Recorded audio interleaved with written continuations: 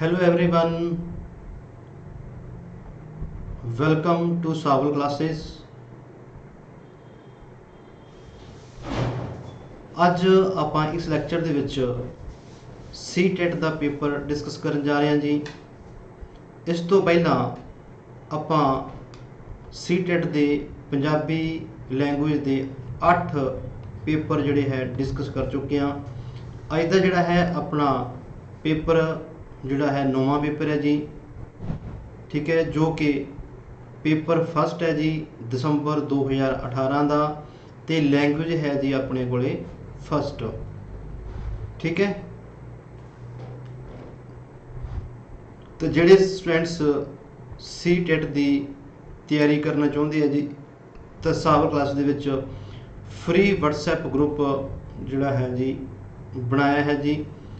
ਤਾਂ ਇਸ ਦੇ ਵਿੱਚ ਤੁਸੀਂ ਜੁੜਨ ਲਈ ਵਟਸਐਪ ਮੈਸੇਜ ਦੇ ਵਿੱਚ ਆਪਣਾ ਨੇਮ, ਸੀਟੈਟ ਅਤੇ ਸਟੇਟ ਦਾ ਨੇਮ ਟਾਈਪ ਕਰਕੇ ਸਾਵਲ ਕਲਾਸਿਸ ਦੇ ਇਹਨਾਂ ਕੰਟੈਕਟ ਨੰਬਰਸ ਦੇ ਉੱਪਰ ਮੈਸੇਜ ਕਰੋਗੇ ਅਤੇ ਤੁਸੀਂ ਇਸ ਗਰੁੱਪ ਨਾਲ ਜੁੜ ਜਾਓਗੇ ਜੀ। ਇੱਕ ਫ੍ਰੀ ਟੈਲੀਗ੍ਰਾਮ ਗਰੁੱਪ ਵੀ ਚੱਲ ਰਿਹਾ ਜੀ। ਉਸ ਟੈਲੀਗ੍ਰਾਮ ਗਰੁੱਪ ਦੇ ਵਿੱਚ ਜੁੜਨ ਲਈ ਤੁਸੀਂ ਟੈਲੀਗ੍ਰਾਮ ਦੇ ਵਿੱਚ ਸਾਵਲ ਸੀਟੈਟ ਸਰਚ ਕਰਨਾ ਹੈ। ਤਾਂ ਇਸ ਸੀਟੈਟ 2020 ਸਾਵਲ ਕਲਾਸਿਸ ਗਰੁੱਪ ਦੇ ਵਿੱਚ ਤੁਸੀਂ ਜੁੜ ਸਕਦੇ ਹੋ।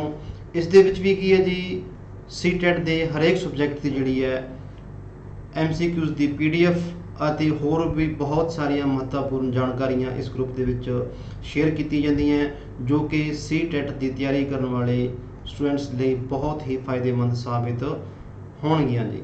ਤਾਂ ਆਓ ਜੀ ਫਿਰ ਆਪਾਂ ਪੇਪਰ ਡਿਸਕਸ ਕਰਦੇ ਹਾਂ, ਜੋ ਕਿ ਇੱਕ ਪੈਰਾ ਰਚਨਾ ਨਾਲ ਸ਼ੁਰੂ ਹੁੰਦਾ ਹੈ।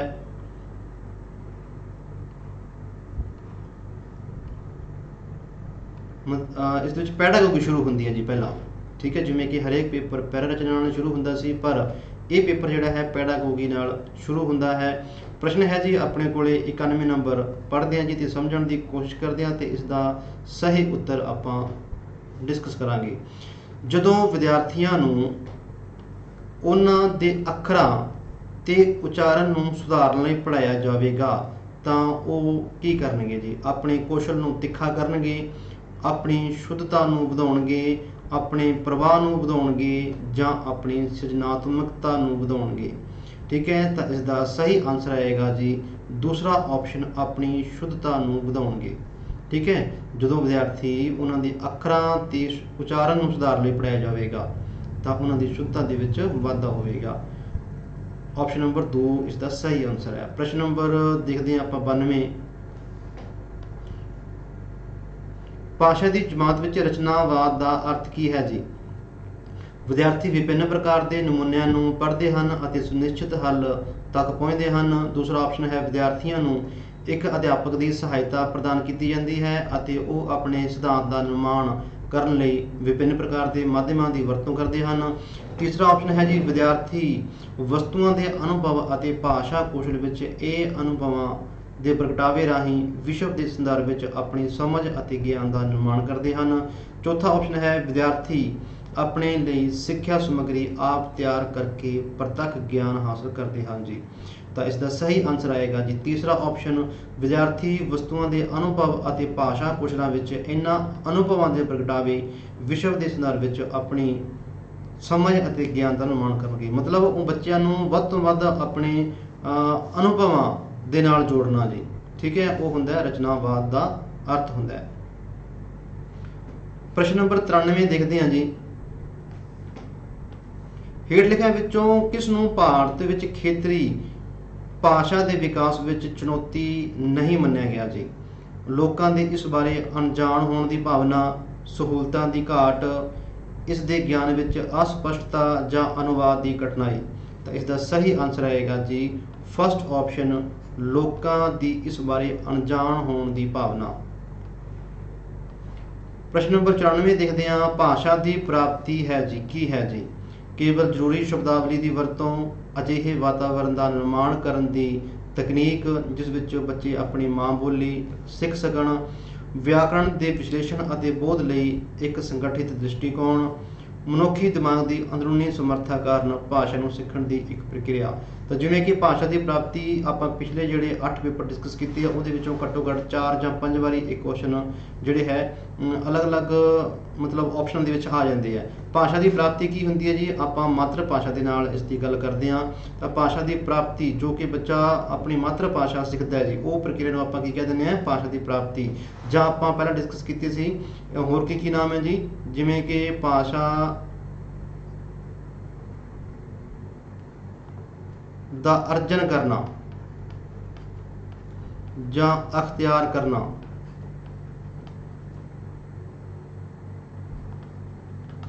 ਜਾਂ ਗ੍ਰਹਿਣਸ਼ੀਲਤਾ, ਇਹ ਸ਼ਬਦ ਹੋ ਸਕਦੇ ਆ ਪ੍ਰਾਪਤੀ ਦੀ ਥਾਂ ਤੇ। ਭਾਸ਼ਾ ਦੀ ਪ੍ਰਾਪਤੀ ਹੈ, ਭਾਸ਼ਾ ਦਾ ਅਰਜਨ ਹੈ, ਭਾਸ਼ਾ ਦਾ ਅਖਤਿਆਰ ਕਰਨਾ ਕੀ ਹੈ ਜੀ, ਭਾਸ਼ਾ ਦੀ ਗ੍ਰਹਿਣਸ਼ੀਲਤਾ ਕੀ ਹੈ ਜੀ। ਤਾਂ ਇਸ ਦਾ ਸਹੀ ਆਨਸਰ ਆਏਗਾ ਜੀ ਦੂਸਰਾ ਆਪਸ਼ਨ, ਅਜਿਹੇ ਵਾਤਾਵਰਣ ਦਾ ਨਿਰਮਾਣ ਕਰਨ ਦੀ ਤਕਨੀਕ ਜਿਸ ਵਿੱਚ ਬੱਚੇ ਆਪਣੀ ਮਾਂ ਬੋਲੀ ਸਿੱਖ ਸਕਣ ਜੀ। ਠੀਕ ਹੈ, ਤਾਂ ਇਹ ਕਨਸੈਪਟ ਜਿਹੜਾ ਹੈ ਜੀ ਵਾਰ-ਵਾਰ ਪੇਪਰ ਦੇ ਵਿੱਚ ਰਿਪੀਟ ਹੋ ਜਾਂਦਾ ਹੈ, ਯਾਦ ਰੱਖਿਓ।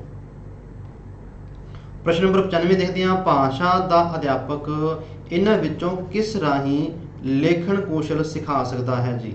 ਲੇਖਣ ਕੌਸ਼ਲ, ਜਿਵੇਂ ਕਿ ਆਪਾਂ ਨੂੰ ਪਤਾ ਹੀ ਹੈ ਕਿ ਹਰੇਕ ਭਾਸ਼ਾ ਦੇ 4 ਕੌਸ਼ਲ ਹੁੰਦੇ ਆ ਜੀ, ਸੁਣਨਾ, ਬੋਲਣਾ, ਪੜ੍ਹਨਾ ਤੇ ਲਿਖਣਾ। ਇਹਦੇ ਵਿੱਚ ਲਿਖਣ ਦੀ ਗੱਲ ਕੀਤੀ ਗਈ ਹੈ।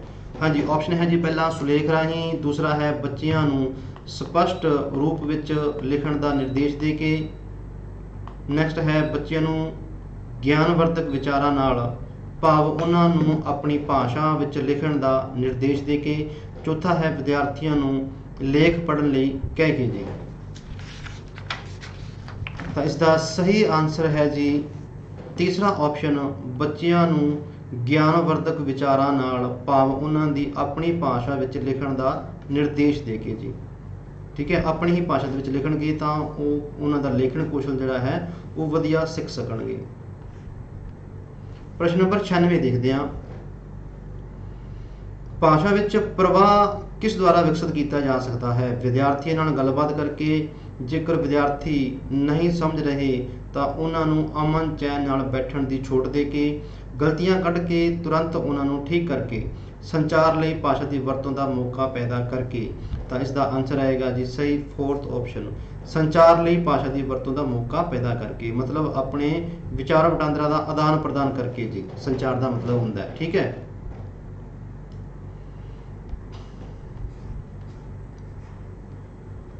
ਪ੍ਰਸ਼ਨ ਨੰਬਰ 97 ਦੇਖਦੇ ਹਾਂ ਜੀ, ਭਾਸ਼ਾ ਸਿੱਖਣ ਦੇ ਕਿਸੇ ਪ੍ਰਭਾਵਸ਼ਾਲੀ ਪਾਠ ਦੀ ਸ਼ੁਰੂਆਤ ਹੁੰਦੀ ਹੈ ਜੀ ਕਿਸ ਤਰੀਕੇ ਨਾਲ। ਸਿੱਖਿਆ ਉਦੇਸ਼ਾਂ ਦੀ ਸੂਚੀ ਤਿਆਰ ਕਰਨ ਲਈ, ਸਾਰ ਕਥਨ ਨੂੰ ਦੁਹਰਾ ਕੇ ਭਾਵ ਵਿਦਿਆਰਥੀਆਂ ਨੂੰ ਕੰਮ ਦੇ ਕੇ ਪ੍ਰੇਰਿਤ ਕਰਨ ਲਈ ਨਾਲ, ਪਾਠ ਦਾ ਸੰਦਰਭ ਪ੍ਰਸਤੁਤ ਕਰਕੇ, ਜਾਂ ਬਲੈਕ ਬੋਰਡ ਉੱਪਰ ਲਿਖ ਕੇ।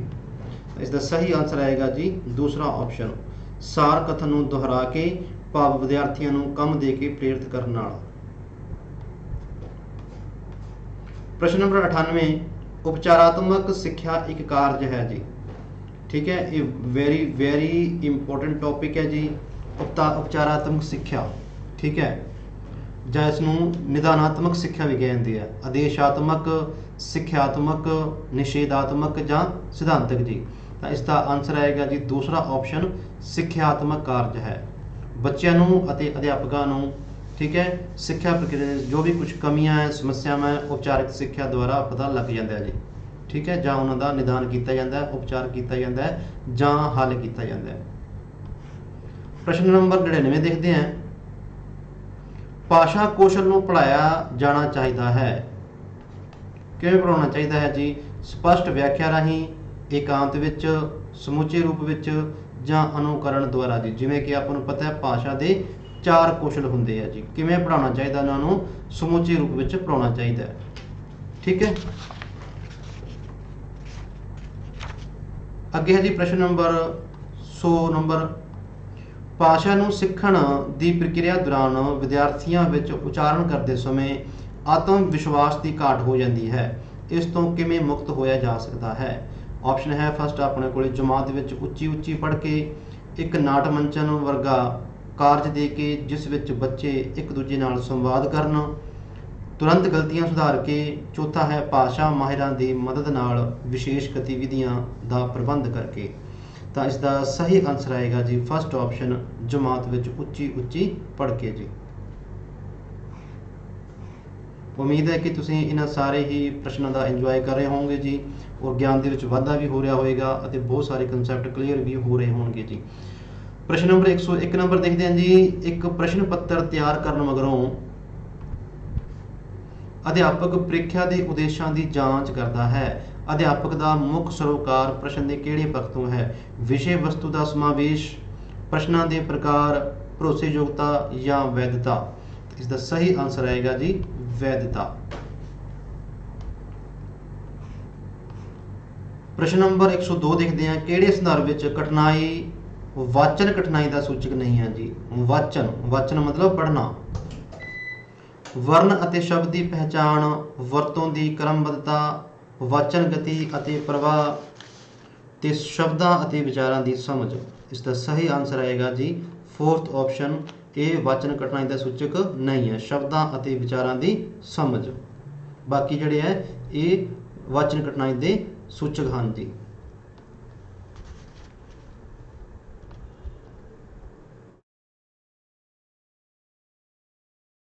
ਹਾਂਜੀ, ਅੱਗੇ ਚੱਲਦੇ ਹਾਂ ਆਪਾਂ ਪ੍ਰਸ਼ਨ ਨੰਬਰ 103 ਦੇ ਉੱਪਰ।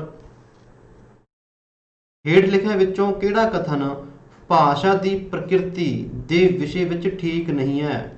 ਮਤਲਬ ਭਾਸ਼ਾ ਦੀ ਨੇਚਰ ਜਾਂ ਭਾਸ਼ਾ ਦੀ ਪ੍ਰਕਿਰਤੀ ਦੇ ਵਿਸ਼ੇ ਵਿੱਚ ਠੀਕ ਨਹੀਂ ਹੈ ਜੀ। ਹਰ ਭਾਸ਼ਾ ਦੀ ਆਪਣੀ ਸੰਰਚਨਾ ਹੁੰਦੀ ਹੈ। ਭਾਸ਼ਾ ਦਾ ਸੰਬੰਧ ਸੱਭਿਆਚਾਰ ਅਤੇ ਸਭਿਅਤਾ ਨਾਲ ਜੁੜਿਆ ਹੁੰਦਾ ਹੈ। ਭਾਸ਼ਾ ਸਧਾਰਨ ਤੇ ਜਟਿਲ ਪ੍ਰਕਿਰਤੀ ਵੱਲ ਜਾਂਦੀ ਹੈ। ਭਾਸ਼ਾ ਸਮਨਵੈ ਤੇ ਸੰਸਲੇਸ਼ਣ ਤੋਂ ਵਿਸ਼ਲੇਸ਼ਣ ਵੱਲ ਵੱਧਦੀ ਹੈ ਜੀ। ਤਾਂ ਇਸ ਦਾ ਸਹੀ ਆਨਸਰ ਹੈ ਜੀ ਤੀਸਰਾ ਆਪਸ਼ਨ, ਭਾਸ਼ਾ ਸਧਾਰਨ ਤੋਂ ਜਟਿਲ ਪ੍ਰਕਿਰਤੀ ਵੱਲ ਜਾਂਦੀ ਹੈ ਜੀ। ਇਹ ਇਸ ਦੇ ਪ੍ਰਕਿਰਤੀ ਵਿੱਚ ਨਹੀਂ ਆਉਂਦਾ, ਬਾਕੀ ਸਾਰੇ ਇਸ ਦੇ ਭਾਸ਼ਾ ਦੀ ਪ੍ਰਕਿਰਤੀ ਦੇ ਅੰਗ ਹਨ ਜੀ। ਪ੍ਰਸ਼ਨ ਨੰਬਰ 104 ਦੇਖਦੇ ਹਾਂ। ਹੇਠ ਲਿਖਿਆਂ ਵਿੱਚੋਂ ਜਮਾਤ ਦਾ ਕਿਹੜਾ ਅਭਿਆਸ ਮੌਖਿਕ ਭਾਸ਼ਾ ਵਿਕਾਸ ਨੂੰ ਸਮਰੱਥ ਬਣਾਉਂਦਾ ਹੈ? ਪਾਠ ਪੁਸਤਕ ਦੀ ਕਹਾਣੀ ਨੂੰ ਅਧਿਆਪਕ ਨਾਲ ਮਿਲ ਕੇ ਪੜ੍ਹਨਾ। ਦੂਸਰਾ ਹੈ ਮਿਲ ਕੇ ਸ਼ਬਦਾਂ ਦਾ ਸ਼ੁੱਧ ਉਚਾਰਨ ਕਰਨ ਦਾ ਅਭਿਆਸ। ਤੀਸਰਾ ਹੈ ਵਿਅਕਤੀਗਤ ਰੂਪ ਵਿੱਚ ਕਵਿਤਾਵਾਂ ਨੂੰ ਪੜ੍ਹਨਾ ਤੇ ਯਾਦ ਕਰਨਾ। ਚੌਥਾ ਹੈ ਮਸ਼ਹੂਰ ਕਹਾਣੀਆਂ ਦੇ ਮੰਚਨ ਦਾ ਅਭਿਆਸ ਕਰਨਾ ਜੀ। ਤਾਂ ਇਸ ਦਾ ਸਹੀ ਆਨਸਰ ਆਏਗਾ ਜੀ ਫੋਰਥ ਆਪਸ਼ਨ, ਮਸ਼ਹੂਰ ਕਹਾਣੀਆਂ ਦੇ ਮੰਚਨ ਦਾ ਅਭਿਆਸ ਕਰਨਾ। ਪ੍ਰਸ਼ਨ ਨੰਬਰ 5ਵਾਂ ਦੇਖੋ। ਤੇਜ਼ੀ ਨਾਲ ਪੜ੍ਹਨ ਦਾ ਉਦੇਸ਼ ਹੈ। ਜਦੋਂ ਕੋਈ ਲਿਖੀ ਹੋਈ ਸਮੱਗਰੀ ਨੂੰ ਤੇਜ਼ੀ ਨਾਲ ਪੜ੍ਹ ਰਿਹਾ ਜੀ ਤਾਂ ਉਸਦੇ ਤੇਜ਼ ਪੜ੍ਹਨ ਦਾ ਉਦੇਸ਼ ਕੀ ਹੈ? ਰੁਚੀ ਪੈਦਾ ਕਰਨੀ, ਵਿਸ਼ੇਸ਼ ਵੇਰਵੇ ਜਾਣਨਾ, ਵਿਸਤ੍ਰਿਤ ਪਾਠ ਸੂਚਨਾ ਪ੍ਰਾਪਤ ਕਰਨੀ। ਇਸ ਦਾ ਸਹੀ ਆਨਸਰ ਹੈ ਜੀ ਦੂਸਰਾ ਆਪਸ਼ਨ, ਵਿਸ਼ੇਸ਼ ਵੇਰਵੇ। ਜਾਂ ਆਪਾਂ ਗੱਲ ਕਰੀਏ ਕਿ ਮੁੱਖ ਮੁੱਦਾ ਕੀ ਹੈ, ਮੁੱਖ ਮੁੱਦਾ ਉਸ ਦੇ ਬਾਰੇ ਆਪਾਂ ਨੂੰ ਜਾਣਕਾਰੀ ਹਾਸਲ ਕਰਨ ਦੀ ਜੀ। ਹਾਂਜੀ, ਜਿਹੜੇ ਸਾਥੀ ਘਰ ਬੈਠੇ ਹੀ ਲੋਕਡਾਊਨ ਦੇ ਵਿੱਚ ਸੀਟੈਟ ਦੇ ਜਿਵੇਂ ਕਿ ਤੁਹਾਡਾ ਈਟੀਟੀ ਕੀਤੀ ਹੋਈ ਹੈ ਜਾਂ ਬੀਐਡ ਕੀਤੀ ਹੋਈ ਹੈ, ਤੁਹਾਡਾ ਪੇਪਰ ਸੈਕਿੰਡ ਹੈ ਜੀ ਐਸਐਸਟੀ ਕੰਬੀਨੇਸ਼ਨ ਨਾਲ ਜਾਂ ਮੈਥ ਸਾਇੰਸ ਕੰਬੀਨੇਸ਼ਨ ਨਾਲ ਹੈ ਜੀ, ਤਾਂ ਸਾਵਰ ਕਲਾਸਿਸ ਦੇ ਇਹਨਾਂ ਕੰਟੈਕਟ ਨੰਬਰ ਦੇ ਉੱਪਰ ਕੰਟੈਕਟ ਕਰਕੇ ਸੀਟੈਟ ਦੀ ਤਿਆਰੀ ਜਿਹੜੀ ਤੁਸੀਂ ਉਹ ਬਿਹਤਰ ਲੈਵਲ ਦੇ ਨਾਲ ਸ਼ੁਰੂ ਕਰ ਸਕਦੇ ਹੋ ਜੀ। ਠੀਕ ਹੈ, ਜਿਸ ਦੇ ਨਾਲ ਸਫਲਤਾ ਵਿੱਚ ਕਾਫੀ ਫਾਇਦਾ ਹੋ ਸਕਦਾ ਹੈ। ਤਾਂ ਜਿਵੇਂ ਕਿ ਸੀਟੈਟ ਦੇ ਨਾਲ ਨਾਲ ਤੁਹਾਡੇ ਕੋਈ ਦੋਸਤ ਮਿੱਤਰ ਜਾਂ ਕੋਈ ਹੋਰ ਬੈਂਕ ਦੀ ਕੋਚਿੰਗ ਲੈਣਾ ਚਾਹੁੰਦੇ ਆ ਜੀ, ਜਾਂ ਐਸਐਸਸੀ ਦੀ ਜਾਂ ਰੇਲਵੇ ਦੀ, post office, net, PSTET, CTET ਜਾਂ ਪੰਜਾਬ ਗੌਰਮੈਂਟ ਜੋਬ ਜਾਂ ਕਿਸੇ ਵੀ ਸਬਜੈਕਟ ਦੀ ਮਾਸਟਰ ਕੈਡਰ ਜਾਂ ਆਨਲਾਈਨ ਪੀਐਸਟੈਟ ਦੀ ਕੋਚਿੰਗ ਲੈਣਾ ਚਾਹੁੰਦੇ ਆ ਜੀ, ਤਾਂ ਸਾਵਰ ਕਲਾਸ ਦੇ ਕੰਟੈਕਟਸ ਨੰਬਰ ਜੋ ਤੁਸੀਂ ਸਕਰੀਨ ਦੇ ਉੱਪਰ ਦੇਖ ਰਹੇ ਹੋ, ਇਹਨਾਂ ਦੇ ਉੱਪਰ ਕੰਟੈਕਟ ਕਰਕੇ ਆਪਣੀ ਜਲਦੀ ਤੋਂ ਜਲਦੀ ਕੋਚਿੰਗ ਸ਼ੁਰੂ ਕਰ ਸਕਦੇ ਹੋ ਜੀ। ਹਾਂਜੀ, ਅੱਗੇ ਚੱਲਦੇ ਹਾਂ ਆਪਾਂ। ਪੇਪਰ ਜਿਹੜਾ ਹੈ ਇਸ ਦੇ ਵਿੱਚ ਇੱਕ ਪੈਰਾ ਰਚਨਾ ਹੋਰ ਹੁੰਦਾ ਜੀ, ਇਸ ਨੂੰ ਆਪਾਂ ਪੜ੍ਹਦੇ ਹਾਂ ਤੇ ਉਸ ਦੇ ਪ੍ਰਸ਼ਨਾਂ ਦੇ ਉੱਤਰ ਦੇਣ ਦੀ ਕੋਸ਼ਿਸ਼ ਕਰਾਂਗੇ। ਪੰਜਾਬੀ ਸਾਹਿਤ ਦੀ ਸੂਫੀ ਕਵਿਤਾ ਵਿੱਚ ਸ਼ਾਹ ਹੁਸੈਨ ਨੂੰ ਸੂਫੀਆਂ ਦੇ ਕਾਫਲੇ ਦਾ ਸਰਦਾਰ ਕਿਹਾ ਜਾ ਸਕਦਾ ਹੈ। ਆਪ ਪਹਿਲੇ ਕਵੀ ਸਨ ਜਿਨ੍ਹਾਂ ਦੀ ਕਵਿਤਾ ਵਿੱਚ ਨਿਰੋਲ ਸੂਫੀ ਰੰਗ ਉਗੜਿਆ ਹੈ। ਆਪ ਨੇ ਰੱਬ ਪ੍ਰਾਪਤੀ ਲਈ ਮੁਰਸ਼ਦ ਦੀ ਮਹੱਤਤਾ ਨੂੰ ਦ੍ਰਿੜਾਇਆ। ਮੋਢੀ ਬਾਬਾ ਫਰੀਦ ਤਾਂ ਸ਼ਰ੍ਹਾਂ ਦੇ ਪਾਬੰਦ ਰਹੇ, ਪਰ ਆਪ ਇਸ ਦੇ ਹੱਥ ਬੰਨੇ ਟੱਪ ਗਏ। ਆਪ ਨੇ ਮਸੀਤ ਜਾਣਾ, ਨਮਾਜ਼ ਪੜ੍ਹਨਾ, ਦਾੜੀ ਮੁੱਛ ਰੱਖਣਾ ਛੱਡ ਦਿੱਤਾ। ਆਪ ਨੇ ਸੂਫੀਵਾਦ ਵਿੱਚ ਪਹਿਲੀ ਵਾਰ ਨਸ਼ੇ ਵਿੱਚ ਮਸਤ ਹੋ ਕੇ ਨੱਚ ਨੱਚ ਇਸ਼ਕੀਆ ਗੀਤ ਗਾਉਣੇ ਸ਼ੁਰੂ ਕੀਤੇ, ਪਰ ਆਪਨੇ ਬੁੱਲੇ ਸ਼ਾਹ ਵਾਂਗ ਇਸ ਦਾ ਮੁਰਸ਼ਦ ਨਾਲ ਬਰਾਬਰੀ ਕਰਨ ਦੇ ਵਾਲੇ ਭਾਵ ਨਹੀਂ ਪ੍ਰਗਟ ਕੀਤੇ। ਦੂਜੇ ਸ਼ਰ੍ਹਾਂ ਤੋਂ ਖੁੱਲ੍ਹ ਲੈਂਦਿਆਂ ਹੋਇਆ ਹਲੀਮੀ ਦਾ ਪੱਲਾ ਨਹੀਂ ਛੱਡਿਆ। ਛੁੱਟ ਗੁਰਬਾਣੀ ਦੇ ਆਪ ਪੰਜਾਬੀ ਸਾਹਿਤ ਦੇ ਨਿੱਕੇ ਨਿੱਕੇ ਅਤੇ ਹੌਲੇ ਫੁੱਲ ਗੀਤ ਲਿਖਣ ਵਾਲੇ ਪਹਿਲੇ ਗੀਤਕਾਰ ਕਹੇ ਜਾ ਸਕਦੇ ਹਨ। ਆਪ ਦੇ ਗੀਤਾਂ ਵਿੱਚ ਸਰੋਂਦੀ ਹੂਕ ਦਿਲ ਨੂੰ ਵਿੰਨ ਕੇ ਰੱਖ ਦਿੰਦੀ ਹੈ। ਕਈ ਤਾਂ ਆਪ ਨੂੰ ਪੰਜਾਬੀ ਦਾ ਸੂਰਦਾਸ ਆਖ ਕੇ ਵਡਿਆਉਂਦੇ ਹਨ ਜੀ। ਤਾਂ ਇਸ ਦੇ ਵਿੱਚ ਸ਼ਾਹ ਹੁਸੈਨ ਦੀ ਜਿਹੜੀ ਵਡਿਆਈ ਕੀਤੀ ਗਈ ਹੈ। ਤਾਂ ਆਓ ਜੀ ਫਿਰ ਆਪਾਂ ਇਹਨਾਂ ਪਹਿਰਾ ਰਚਨਾ ਦੇ ਨਾਲ ਸੰਬੰਧਿਤ ਪ੍ਰਸ਼ਨਾਂ ਦੇ ਉੱਤਰ ਡਿਸਕਸ ਕਰਦੇ ਹਾਂ। ਸ਼ਾਹ ਹੁਸੈਨ ਨੂੰ ਕਿਹੜੇ ਸ਼ਬਦਾਂ ਨਾਲ ਪ੍ਰਸ਼ੰਸਾ ਕੀਤੀ ਜਾਂਦੀ ਹੈ? ਆਸ਼ਕ ਮਿਜਾਜ, ਮਸੀਤ ਜਾਣ ਦਾ ਆਦੀ, ਪੰਜਾਬੀ ਦਾ ਸੂਰਦਾਸ ਜਾਂ ਨਮਾਜ਼ ਦਾ ਪ੍ਰਸ਼ੰਸਕ। ਤਾਂ ਬਿਲਕੁਲ ਆਪਾਂ ਪੜ੍ਹੇ ਹੈ ਜੀ, ਇਹਨਾਂ ਨੂੰ ਪੰਜਾਬੀ ਦਾ ਸੂਰਦਾਸ ਕਿਹਾ ਗਿਆ ਹੈ ਜੀ। ਇਹ ਆਪਾਂ ਬਿਲਕੁਲ ਆਖਰੀ ਸਤਰਾਂ ਦੇ ਵਿੱਚ ਗੱਲ ਪੜ੍ਹੀ ਸੀ। ਪ੍ਰਸ਼ਨ ਨੰਬਰ 107 ਦੇਖਦੇ ਹਾਂ ਜੀ। ਰੱਬ ਨੂੰ ਹਾਸਲ ਕਰਨ ਲਈ ਸ਼ਾਹ ਹੁਸੈਨ ਨੇ ਕਿਸ ਉੱਪਰ ਜ਼ੋਰ ਦਿੱਤਾ? ਮੁਰਸ਼ਦ ਦੀ ਮਹੱਤਤਾ ਉੱਪਰ, ਮਸੀਤ ਜਾਣ ਉੱਪਰ, ਦਾੜੀ ਮੁੱਛ ਰੱਖਣ ਉੱਪਰ ਜਾਂ ਨਮਾਜ਼ ਪੜ੍ਹਨ ਉੱਪਰ ਜੀ। ਤਾਂ ਬਿਲਕੁਲ ਆਪਾਂ ਪੜ੍ਹੇ ਹੀ ਹੈ ਜੀ ਇਸ ਦੇ ਵਿੱਚ। ਠੀਕ ਹੈ, ਇਸ ਦਾ ਆਨਸਰ ਆਏਗਾ ਜੀ ਪਹਿਲਾ ਆਪਸ਼ਨ, ਮੁਰਸ਼ਦ ਦੀ ਮਹੱਤਤਾ ਉੱਪਰ ਜੀ। ਠੀਕ ਹੈ, ਇੱਥੇ ਗੱਲ ਕਹੀ ਗਈ ਸੀ। ਪ੍ਰਸ਼ਨ ਨੰਬਰ 108 ਦੇਖਦੇ ਹਾਂ। ਰੱਬ ਨਾਲ ਬਰਾਬਰੀ ਵਾਲੇ ਭਾਵ ਪ੍ਰਗਟ ਕਰਨ ਵਾਲਾ ਕੌਣ ਹੈ ਜੀ? ਹਾਂਜੀ, ਇੱਥੇ ਗੱਲ ਕਹੀ ਸੀ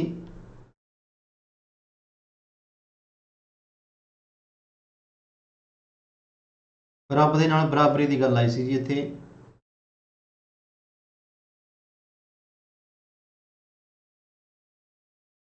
ਠੀਕ ਹੈ, ਇੱਥੇ ਗੱਲ ਕੀਤੀ ਗਈ ਸੀ।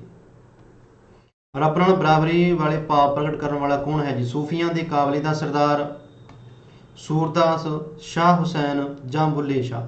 ਤਾਂ ਬਿਲਕੁਲ ਆਪਾਂ ਨੂੰ ਸਪਸ਼ਟ ਰੂਪ ਦੇ ਵਿੱਚ ਪਤਾ ਲੱਗ ਰਿਹਾ ਜੀ। ਇਸ ਦਾ ਸਹੀ ਆਨਸਰ ਆਏਗਾ ਫੋਰਥ ਆਪਸ਼ਨ, ਬੁੱਲੇ ਸ਼ਾਹ। ਤੇ ਜੋ ਵੀ ਕੋਈ ਸਟੂਡੈਂਟਸ ਪਹਿਲਾ ਰਚਨਾ ਨੂੰ ਬਿਲਕੁਲ ਧਿਆਨ ਨਾਲ ਸ਼ੁਰੂ ਤੋਂ ਲੈ ਕੇ ਅਖੀਰ ਤੱਕ ਪੜ੍ਹਦਾ ਹੈ ਤਾਂ ਉਹ ਸਾਰੇ ਦੇ ਸਾਰੇ ਉੱਤਰ ਪ੍ਰਸ਼ਨਾਂ ਦੇ ਸਹੀ ਦੇ ਸਕਦਾ ਹੈ ਜੀ। ਪ੍ਰਸ਼ਨ ਨੰਬਰ 9 ਦੇਖਦੇ ਹਾਂ। ਸ਼ਾਹ ਹੁਸੈਨ ਦੇ ਗੀਤਾਂ ਦੀ ਕਿਹੜੀ ਵਿਸ਼ੇਸ਼ਤਾ ਸਰੋਤਿਆਂ ਪਾਠਕਾਂ ਨੂੰ ਪ੍ਰਭਾਵਿਤ ਕਰਦੀ ਹੈ?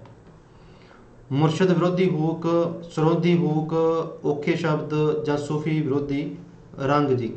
ਤਾਂ ਇਹਦੇ ਵਿੱਚ ਇੱਥੇ ਗੱਲ ਆਈ ਸੀ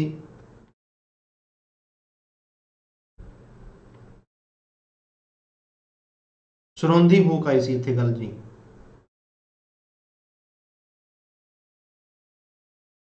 ਆ ਗਿਆ ਸ਼ਬਦ ਇੱਥੇ ਸਰੋਂਦੀ ਹੂਕ ਜੀ। ਠੀਕ ਹੈ, ਤਾਂ ਇਸ ਦਾ ਸਹੀ ਆਨਸਰ ਆਏਗਾ ਜੀ ਫਿਰ दूसरा ऑप्शन जी, ਸਰੋਦੀ ਹੂਕ। ਪ੍ਰਸ਼ਨ ਨੰਬਰ 110 ਦੇਖਦੇ ਹਾਂ ਜੀ। ਉਪਰੋਕਤ ਪਹਿਰੇ ਦਾ ਢੁਕਵਾਂ ਸੁਰਲੇਖ ਚੁਣੋ ਜੀ। ਗੁਰਬਾਣੀ, ਹੌਲੇ ਫੁੱਲ ਗੀਤ, ਸੂਫੀਆਂ ਦੇ ਕਾਬਲੇ ਦਾ ਸਰਦਾਰ, ਸ਼ਾਹ ਹੁਸੈਨ ਜਾਂ ਮੁਰਸ਼ਦ ਨਾਲ ਬਰਾਬਰੀ।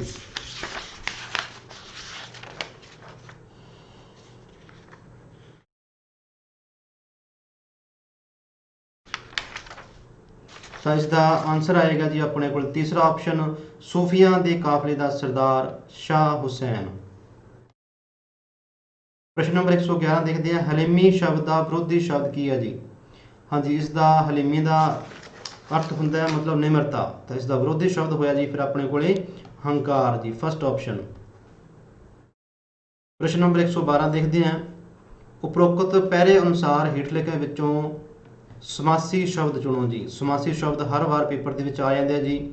ਤਾਂ 1 ਨੰਬਰ ਪੱਕਾ ਕਰਨ ਲਈ ਤੁਸੀਂ ਸਮਾਸੀ ਸ਼ਬਦਾਂ ਦੇ ਬਾਰੇ ਜਾਣਕਾਰੀ ਹੋਣੀ ਚਾਹੀਦੀ ਹੈ। ਸਰੋਂਦੀ ਹੂਕ ਇਹ ਸਹੀ ਨਹੀਂ ਹੈ ਜੀ। ਗੀਤ ਗਾਉਣੇ ਇਹ ਵੀ ਸਹੀ ਨਹੀਂ ਹੈ। ਖੁੱਲ੍ਹ ਲੈਂਦੇ ਆ ਇਹ ਵੀ ਨਹੀਂ।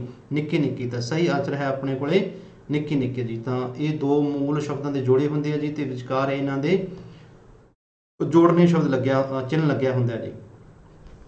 ਪ੍ਰਸ਼ਨ ਨੰਬਰ 113 ਦੇਖਦੇ ਹਾਂ। ਹੇਠ ਲਿਖਿਆਂ ਵਿੱਚੋਂ ਮੁਰਸ਼ਦ ਦਾ ਬਹੁਵਚਨ ਚੁਣੋ ਜੀ। ਮੁਰਸ਼ਦਾਂ, ਮੁਰਸ਼ਦਾਵਾਂ, ਮੁਰਸ਼ਦਿਆਂ ਜਾਂ ਮੁਰਸ਼ਦੀਆਂ। ਸਹੀ ਆਨਸਰ ਇਸ ਦਾ ਮੁਰਸ਼ਦਾਂ। ਮੁਰਸ਼ਦ ਦਾ ਬਹੁਵਚਨ ਮੁਰਸ਼ਦਾਂ। ਪ੍ਰਸ਼ਨ ਨੰਬਰ 114 ਦੇਖਦੇ ਹਾਂ। ਪਹਿਰੇ ਅਨੁਸਾਰ ਕਵਿਤਾ ਵਿੱਚ ਨਰੋਲ ਸੂਫੀ ਰੰਗ ਕਿਸ ਨੇ ਭਰਿਆ ਜੀ? ਬੁੱਲੇ ਸ਼ਾਹ, ਸ਼ਾਹ ਹੁਸੈਨ, ਸੂਰਦਾਸ ਜਾਂ ਬਾਬਾ ਫਰੀਦ। ਤਾਂ ਇਸ ਦਾ ਸਹੀ ਆਨਸਰ ਆਏਗਾ ਜੀ ਦੂਸਰਾ ਆਪਸ਼ਨ, ਸ਼ਾਹ ਹੁਸੈਨ। ਅੱਗੇ ਇੱਕ ਕਵਿਤਾ ਹੈ ਜੀ, ਇਸ ਨੂੰ ਪੜ੍ਹਦੇ ਹਾਂ ਤੇ ਇਸ ਦੇ ਪ੍ਰਸ਼ਨ ਦੇ ਉੱਤਰ ਡਿਸਕਸ ਕਰਾਂਗੇ। मेरी छिपी रहे गुलजार, मैं नीवा उगया, कोई लगे न नज़र टपार। मैं पर्बत लुकिया, मैं लिया आकाशों रंग, जो शोख न बनदा, हाँ तुरों गरीबी मंग। मैं आया जगत ते, मैं पिया अर्श ते तेल, पला मैं किरण खां, मेरी नाल चांदनी खेल, रात रल खेलीए। ठीक है जी, ਇਹਦੇ ਵਿੱਚ ਆਪਾਂ ਪੜ੍ਹਨ ਦੀ ਕੋਸ਼ਿਸ਼ ਕੀਤੀ ਹੈ, ਸਮਝਣ ਦੀ ਕੋਸ਼ਿਸ਼ ਕੀਤੀ ਹੈ। ਪ੍ਰਸ਼ਨ ਦੇਖਦੇ ਹਾਂ ਜੀ ਆਪਾਂ ਕੀ ਪੁੱਛੇ ਗਏ ਹੈ। ਮੇਰੀ ਛਿਪੀ ਰਹੇ ਗੁਲਜ਼ਾਰ, ਸਤਰ ਵਿੱਚ ਗੁਲਜ਼ਾਰ ਤੋਂ ਕੀ ਭਾਵ ਹੈ ਜੀ? ਤਾਂ ਗੁਲਜ਼ਾਰ ਤੋਂ ਭਾਵ ਦੇਖਦੇ ਹਾਂ ਆਪਾਂ ਪਹਾੜ, ਫੁਲਵਾੜੀ, ਚੁਬਾਰਾ, ਵਿਅਕਤੀ। ਤਾਂ ਇਸ ਦਾ ਸਹੀ ਆਨਸਰ ਹੈ ਜੀ ਦੂਸਰਾ ਆਪਸ਼ਨ। ਗੁਲਜ਼ਾਰ ਦਾ ਕੀ ਅਰਥ ਹੈ? ਫੁਲਵਾੜੀ। ਉਪਰੋਕਤ ਕਵਿਤਾ ਵਿੱਚ ਕੌਣ ਸੰਬੋਧਨ ਕਰ ਰਿਹਾ ਹੈ ਜੀ? ਉੱਤਮ ਪੁਰਖ, ਪਰਬਤ, ਤਰੇਲ ਜਾਂ ਅਰਸ਼ ਜੀ?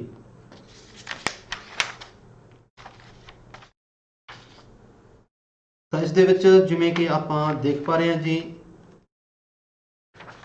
ਉੱਤਮ ਪੁਰਖ ਇਹਦੇ ਵਿੱਚ ਆਏਗਾ ਜੀ ਆਨਸਰ, ਕਿਉਂਕਿ ਇਹਦੇ ਵਿੱਚ ਮੈਂ ਦੀ ਗੱਲ ਕੀਤੀ ਗਈ ਹੈ। ਠੀਕ ਹੈ, ਮੈਂ ਜਿਹੜਾ ਹੈ ਆਪਣੇ ਦੇਖੋ ਇੱਥੇ ਮੈਂ ਬਹੁਤ ਵਾਰੀ ਆਇਆ ਸ਼ਬਦ, ਜੋ ਕਿ ਪੜਨਾਮ ਸ਼ਬਦ ਹੈ ਜੀ। ਪੜਨਾਮ ਦੇ ਵਿੱਚ ਜਿਵੇਂ ਕਿ ਆਪਾਂ ਨੂੰ ਪਤਾ ਹੀ ਹੈ, ਪੁਰਖਵਾਚਕ ਪੜਨਾਮ ਦੇ ਵਿੱਚ ਉੱਤਮ ਪੁਰਖ ਦੀ ਇਹ ਉਦਾਹਰਨ ਹੈ ਜੀ। ਤਾਂ ਪ੍ਰਸ਼ਨ ਨੰਬਰ 116 ਦਾ ਸਹੀ ਆਨਸਰ ਹੈ ਜੀ ਇਹ ਆਪਸ਼ਨ, ਉੱਤਮ ਪੁਰਖ ਜੀ। ਅੱਗੇ ਹੈ ਜੀ ਪ੍ਰਸ਼ਨ ਨੰਬਰ 117।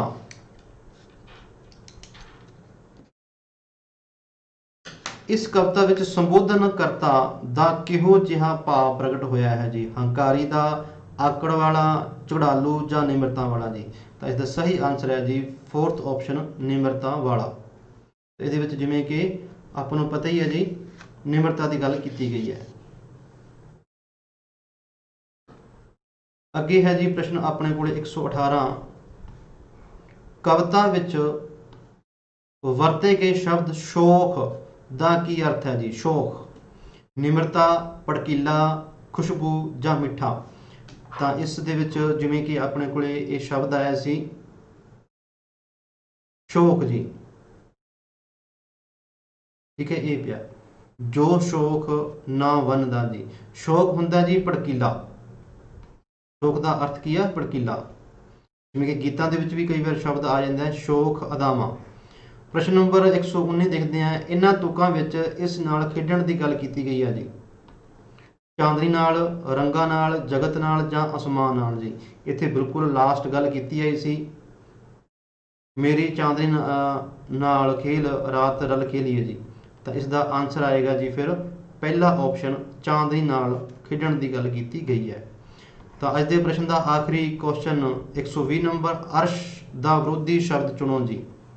ਅੰਬਰ, ਆਕਾਸ਼, ਧਰਤੀ ਜਾਂ ਅਸਮਾਨ? ਤਾਂ ਅਰਸ਼ ਨੂੰ ਆਪਾਂ ਨੂੰ ਪਤਾ ਹੀ ਹੈ ਕਿ ਅਸਮਾਨ ਜਾਂ ਅੰਬਰ ਹੁੰਦਾ ਹੈ, ਇਸ ਦਾ ਵਿਰੋਧੀ ਸ਼ਬਦ ਚੁਣਨਾ ਹੈ ਆਪਾਂ। ਤਾਂ ਵਿਰੋਧੀ ਸ਼ਬਦ ਹੈ ਜੀ ਫਿਰ ਅਰਸ਼ ਦਾ ਤੀਸਰਾ ਆਪਸ਼ਨ, ਧਰਤੀ ਜੀ। ਤਾਂ ਸਾਥੀਓ ਇਹ ਆਪਣਾ ਅੱਜ ਦਾ 9ਵਾਂ ਪੇਪਰ ਸੀ। ਇਸ ਤੋਂ ਪਹਿਲਾਂ ਆਪਾਂ ਸੀਟੈਟ ਦੇ 8 ਪੇਪਰ ਡਿਸਕਸ ਕਰ ਚੁੱਕੇ ਹਾਂ ਜੀ। ਤਾਂ ਡਿਸਕ੍ਰਿਪਸ਼ਨ ਦੇ ਵਿੱਚ ਤੁਸੀਂ ਲਿੰਕ ਚੈੱਕ ਕਰ ਸਕਦੇ ਹੋ ਬਾਕੀ ਜਿਹੜੇ ਪਿਛਲੇ ਪੇਪਰਾਂ ਦੀ ਜਿਹੜੀ ਵੀਡੀਓ ਵੇਖਣ ਲਈ ਜੀ। ਤਾਂ ਜੇ ਤੁਹਾਨੂੰ ਇਹ ਡਿਸਕਸ਼ਨ ਵਧੀਆ ਲੱਗੀ ਹੋਵੇ ਤਾਂ ਵੀਡੀਓ ਨੂੰ ਲਾਈਕ ਜ਼ਰੂਰ ਕਰ ਦੇਣਾ। ਜਿਹੜੇ ਸਾਥੀ ਨੇ ਪਾਵਰ ਕਲਾਸ ਦੇ YouTube ਚੈਨਲ ਨੂੰ ਸਬਸਕ੍ਰਾਈਬ ਨਹੀਂ ਕੀਤਾ ਤਾਂ ਉਹ ਸਬਸਕ੍ਰਾਈਬ ਜ਼ਰੂਰ ਕਰ ਲੈਣ ਅਤੇ ਆਪਣੇ ਦੋਸਤਾਂ ਮਿੱਤਰਾਂ ਤੱਕ ਇਸ ਵੀਡੀਓ ਨੂੰ ਸ਼ੇਅਰ ਜ਼ਰੂਰ ਕਰ ਲੈਣ ਜੀ। ਚਲੋ ਆਪਾਂ ਮਿਲਦੇ ਹਾਂ ਫਿਰ ਆਪਾਂ ਕੱਲ 2018 ਦੇ ਪੇਪਰ ਫਸਟ ਦੀ ਸੈਕਿੰਡ ਲੈਂਗੁਏਜ ਦੇ ਨਾਲ ਜੀ। ਠੀਕ ਜੀ, ਥੈਂਕ ਯੂ ਵੈਰੀ ਮੱਚ।